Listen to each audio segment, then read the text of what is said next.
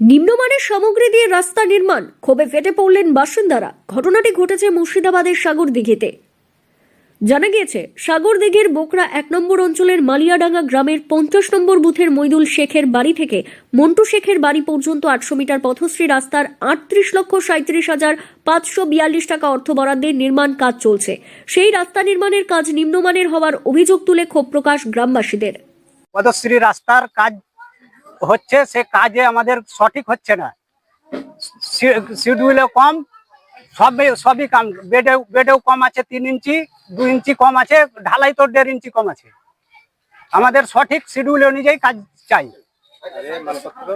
মালপত্র যেটা মালপত্র লেখা আছে সেটা দিচ্ছে না, নিম্নমানের দিচ্ছে।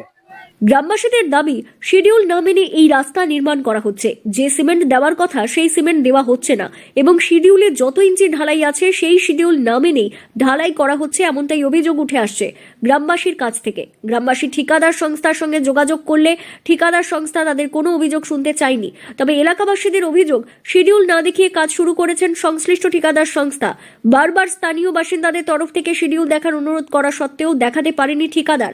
এরপর ক্ষুব্ধ এলাকাবাসী রাস্তা নির্মাণের কাজ বন্ধ করিয়ে দেয়। আমাদের যেটা 6 ইঞ্চি মানে বেড যেটা কথা ছিল, সেটা যেটা মাপা দিয়েছে, কোনো 4 ইঞ্চি, কোনো 3.5 ইঞ্চি, কোনো 5 ইঞ্চি, তার বেশি বেড নয়। মানে নিয়ম মেনে কাজ হচ্ছে না, যেটা আপনার পাথরের সঙ্গে যেটা ঘাস দেওয়ার কথা ছিল, সেটা মানে আপনার পাথরের পরিমাণ কম, ঘাসের পরিমাণটা বেশি। মালপত্র অন্য রকম দিচ্ছে। হ্যাঁ, মালপত্র কম দিচ্ছে।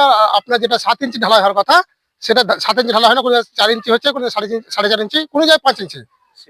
সিমেন্ট একদম নর্মাল, ভালো সিমেন্ট না, ভালো সিমেন্ট হয় না। কি চাইছেন আমরা যেটা শিডিউল অনুযায়ী যে কাজটা আছে সেটা চাইছি আমরা, যাতে শিডিউল অনুযায়ী মাপ যেটা আছে সে মাপ অনুযায়ী বেশি হলেও না, কম হলেও না গেছে।